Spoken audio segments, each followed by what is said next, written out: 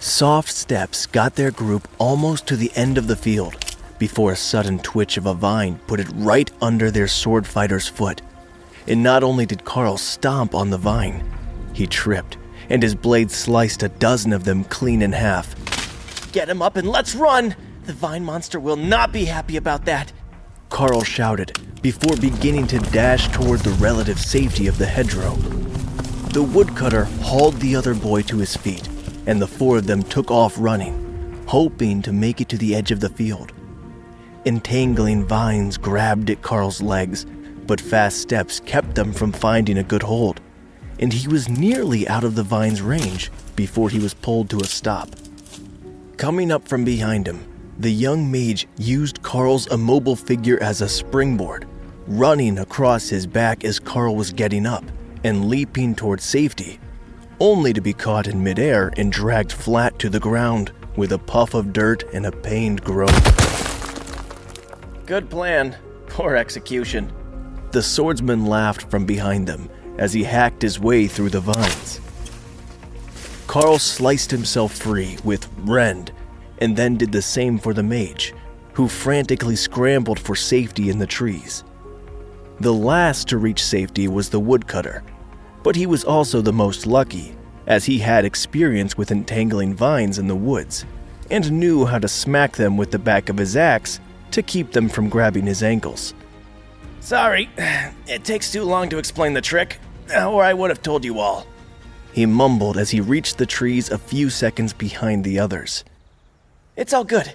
We each have our own knowledge base to work on, and there was no time for some long lecture in the middle of the field," Karl agreed.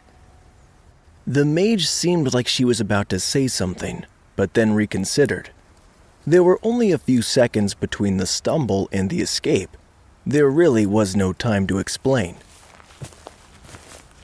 All that was left now was a section of freshly mowed grass, with a single cobblestone path that led to the gates. If they could make it through that, they were safe. Well, relatively safe. From what they knew of the elites, the culture favored the strong, and they were not yet the strong. But they were all well suited to their class, and in time, they might be. "Stay off the grass. I learned that from my mom's workplace. Fancy people hate when you walk on their grass." The mage mumbled as they got ready to move. "Good point.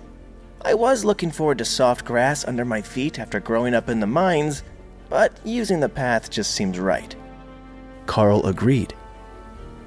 These other three hadn't gotten on at his stop, but they should at least understand the concept of the mines.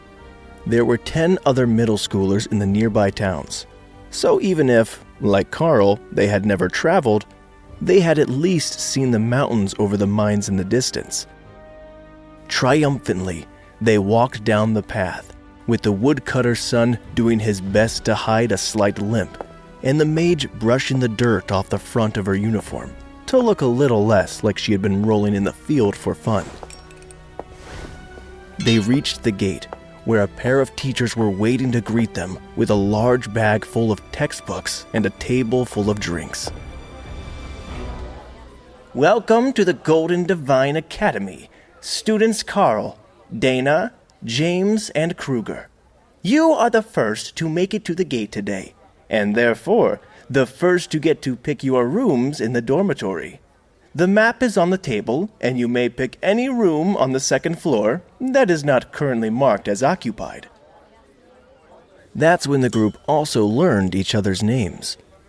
With one slight nod to each other, they rushed over to collect a drink, and then gathered around the map. "This layout makes no sense," Kruger, the axe wielder, mumbled. "All the rooms are random.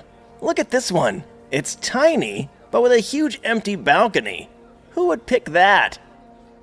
"Agreed," said Dana, the dark-haired mage.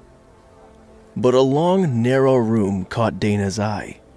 There was supposed to be a training target at the end, which she could fire spells at from a distance, which would be great for practice. "I want the balcony room."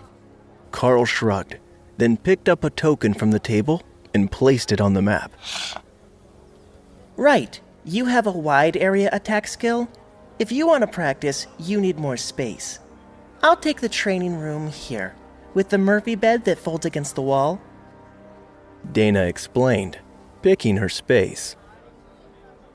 The other two went for the largest pair of dorms, with a training dummy in the main room and a separate bedroom. Each of the rooms was a bit special in its own way, but Karl noticed that there was one selectable option that seemed quite inferior. Someone could actually pick the supply closet as their dorm. It was marked as an option, and it might be left to the last person to complete the trials. The Windspeed Hawk in Karl's taming space looked out through his eyes and squawked in appreciation of the choice. The big balcony was one of the few rooms that had proper outdoor access. In fact, it blocked a half-dozen other rooms' access to the outside, unless they had a window that opened onto the balcony. It was perfect for the bird, and once it digested these delicious earth mice, the tiny monster was convinced that it would have the energy to grow enough that it could fly around outside. Baby monsters didn't stay helpless for long, even in this situation, where it was being nourished by a human beast tamer and not its mother. Are there more mice? It asked hopefully. It was strange to hear the bird's thoughts as words in his head, but unfortunately, Karl didn't have anything else for the beast right now. Just wait until dinner and I will get you as much meat as you can eat, Karl replied mentally. I hope they serve mice. The Windspeed Hawk thought eagerly.